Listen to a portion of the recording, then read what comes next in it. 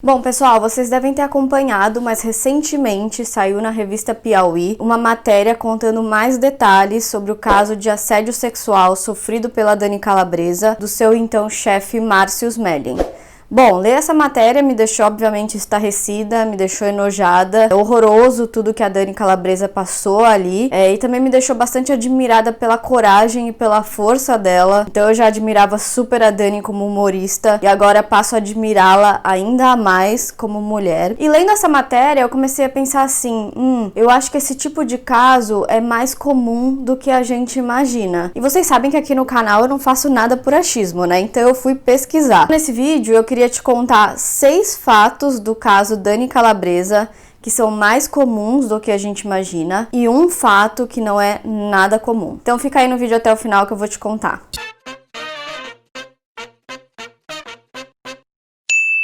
Bom, pessoal, para você que não acompanhou o caso, eu tô deixando aqui na descrição o link para vocês acessarem a matéria da revista Piauí para lerem mais sobre o que aconteceu ali com a Dani Calabresa. Então, basicamente, o que aconteceu? Vocês se lembram daquele programa humorístico da Rede Globo, né, o Zorra Total? O Zorra Total tá na Globo há nem sei quantos anos e era um programa que tava bem atrasado na sua temática. Era um programa que ainda fazia piada machista, piada homofóbica. Então, o objetivo da Rede Globo era repaginar esse programa. Eles promoveram o Márcio a diretor de humor e a função principal do Márcio era renovar o Zorra Total. E, pelo que a matéria diz, o Márcio renovou o Zorra Total de maneira muito bem sucedida. Tanto que o Márcio, em um determinado dia, convidou toda a sua equipe para ir para um bar no Rio de Janeiro, um bar de karaokê, para comemorar os bons resultados que o programa estava atingindo. E foi aí que aconteceu o primeiro caso de assédio sexual dele contra a Dani Calabresa. Eles falam que a Dani tava ali brincando com os colegas de trabalho, subiu no palco para cantar, e aí o Márcio subiu também no palco, e foi quando ele começou a se aproximar da Dani de forma muito invasiva. Ali ela já ficou super incomodada, desceu do palco e resolveu que não ia mais chegar perto dele. Aí ela foi no banheiro, quando ela saiu, a pessoa que ela encontra foi o Márcio. Nesse momento, o Márcio tentou agarrar a Dani à força, tentou beijar a Dani à força,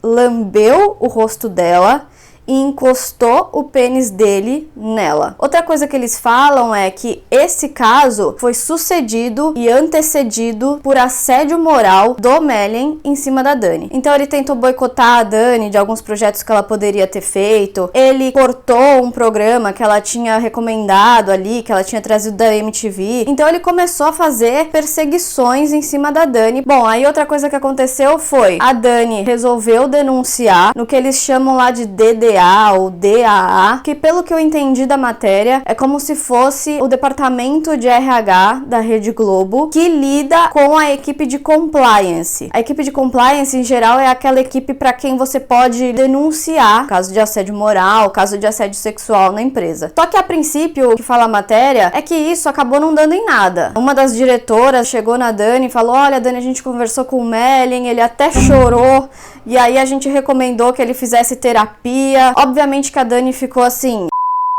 e é pra ficar mesmo, afinal um caso desse, você espera uma resolução muito maior, só que ainda assim a Dani seguiu com a denúncia.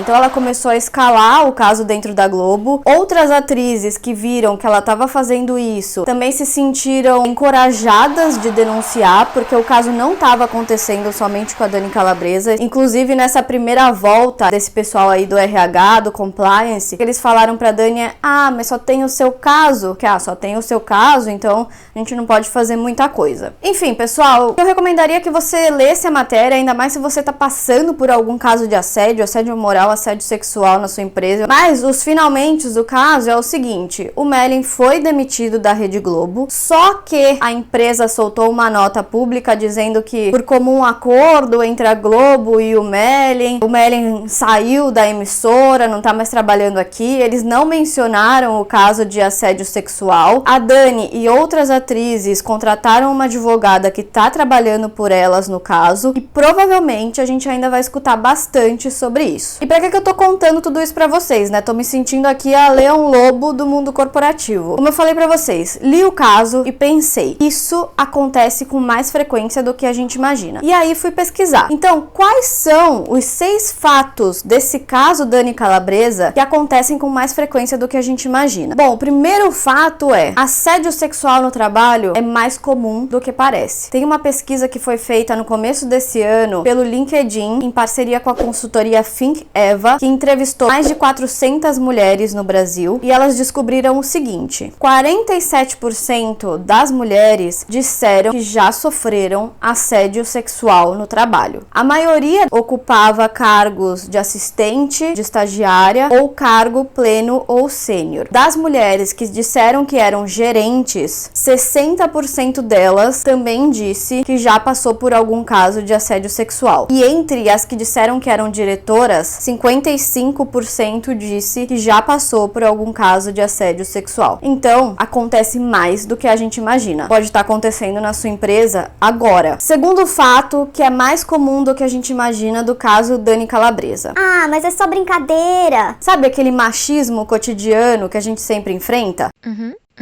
Bom, o que aconteceu, né? O que eles falam também na reportagem? As outras atrizes que também denunciaram o caso disseram que às vezes o Márcio aparecia na sala e aí passava atrás delas, encostando nelas, dizendo em tom de brincadeira: ai, mas tá apertado aqui, eu vou ter que passar perto de você. Então esse tom de brincadeira a gente vê muito. Tem uma britânica, o nome dela é Laura Bates. A Laura criou um site para que outras mulheres também pudessem falar qual que é o machismo diário que elas passam, e no fim, em menos de 18 meses, mais de 50 mil mulheres denunciaram esse machismo diário no site dela. Terceiro fato que é mais comum do que a gente imagina: armadilhas profissionais, assédio moral. O que é assédio moral? É toda conduta abusiva que, intencional e frequentemente, fira a dignidade e a integridade física ou psíquica de uma pessoa, ameaçando seu emprego ou destruindo o clima de trabalho. Sabe aquelas piadinhas, aquele bullying que não tem nada a ver? Sabe aquele chefe que fica gritando com a equipe? E aí eu fui ver uma pesquisa que foi feita pelo Instituto Patrícia Galvão, que revelou o seguinte: 40% das mulheres que o Instituto entrevistou disseram que os seus chefes já gritaram com elas. 40% também disseram que elas foram excessivamente supervisionadas pelos seus chefes. 30% disse que foi humilhada na frente de outros colegas. O assédio moral, ele obviamente também acontece com homens, também é comum ver assédio moral acontecendo com homens, mas de acordo com essa pesquisa aqui do Instituto Patrícia Galvão, parece que acontece mais com mulheres. Então, assédio moral,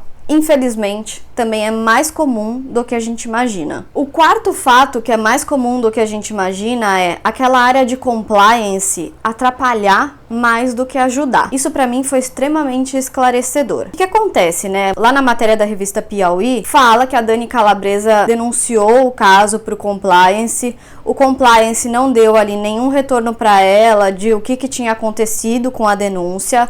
Quando outras mulheres também denunciaram, o mesmo aconteceu, o compliance não falou nada do que tinha acontecido. Então elas ficaram com uma sensação de a gente denunciou e nada aconteceu. Então, muitas vezes o compliance, ele existe, mas ele atrapalha mais do que ajuda. E de novo, não sou eu que tô falando isso. Eu fui pesquisar e aí eu cheguei uma matéria da Harvard Business Review, que é uma revista da Universidade de Harvard, uma universidade quase nada conceituada, não é mesmo? Que fala sobre isso. Então, por que eles falam que às vezes o compliance atrapalha mais do que ajuda? Primeira coisa é, eles dizem que a confidencialidade que existe ali quando você liga para o compliance, muitas vezes ela é difícil de ser aplicada. Então assim, o que eles falam que acontece em geral é que quem é acusado, ao saber da acusação, eles começam a tentar achar parceiros, a tentar achar amigos ali que ajudem eles a dizer que aquela acusação não faz o menor sentido. Outra coisa que a revista diz que não funciona nesses casos de compliance é o seguinte: eles dizem que muitas vezes o compliance adota aquela regra de a pessoa é inocente até que se prove o contrário. Só que em casos de assédio sexual, que muitas vezes não tem nenhuma testemunha, eles só conseguem dizer que a pessoa é culpada, que a pessoa de fato praticou o assédio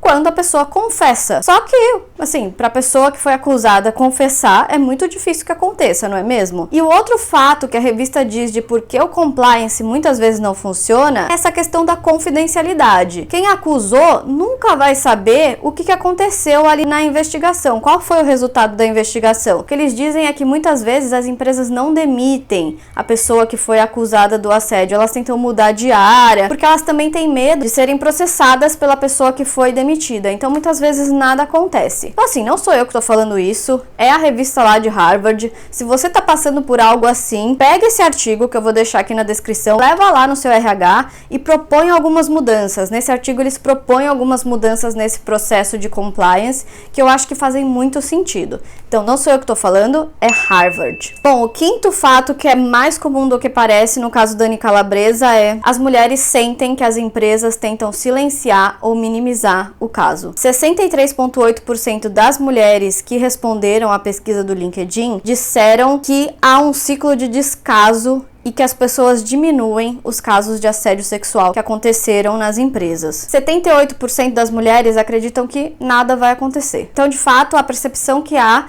é que as empresas tentam minimizar ou até silenciar casos como esses. E o último fato, que é mais comum do que parece nesse caso aí da Dani Calabresa, é: quando uma mulher denuncia, outras se sentem mais encorajadas a denunciar. Então, a gente viu aí no caso da Dani, né, que quando ela denunciou, outras atrizes também foram lá e denunciaram. Teve o caso super famoso que ficou conhecido ali em 2017 como o Me Too. É bem parecido com o caso da Dani também, que começou ali em Hollywood. Algumas atrizes denunciando um produtor, quando viu, virou um movimento. Então, quanto mais a gente denuncia casos como esses, mais eles ficam em evidência. Então, mulherada, vamos denunciar quando acontecer. Eu espero que tudo que eu tenha falado aqui, na verdade, não te desencoraje a denunciar. Não era essa a intenção do vídeo. Essas críticas que eu fiz aqui, na verdade, são críticas ao sistema, a esse sistema em que a gente vive, que infelizmente ainda muitas vezes prejudica mais a vítima do que o agressor. Mas eu acho sim importante a denúncia. E a gente viu no caso da Dani Calabresa aí como foi importante ela ter denunciado, como foi importante outras atrizes terem denunciado para o caso ter ganhado mais força. Então a denúncia é super importante. Só que aí vem o último ponto que eu queria falar aqui no vídeo, que é o fato que aconteceu aí no caso da Dani Calabresa, que não é comum, que é a denúncia. As mulheres muitas vezes não se sentem confortáveis e apoiadas em denunciar, infelizmente. De acordo aí com a pesquisa do LinkedIn e do Think Eva, 50% das mulheres disseram que quando um assédio acontece, elas contam apenas para um familiar ou para um amigo.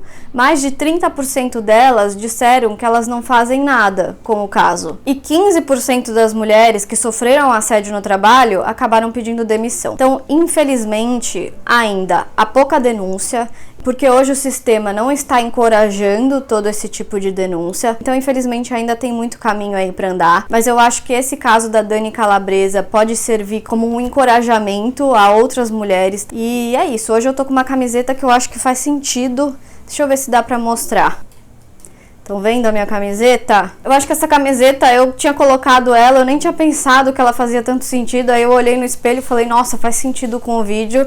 Que é a âncora, né? Quando casos assim de assédio no trabalho acontecem com a gente, assédio sexual, assédio moral, a gente precisa de muita força.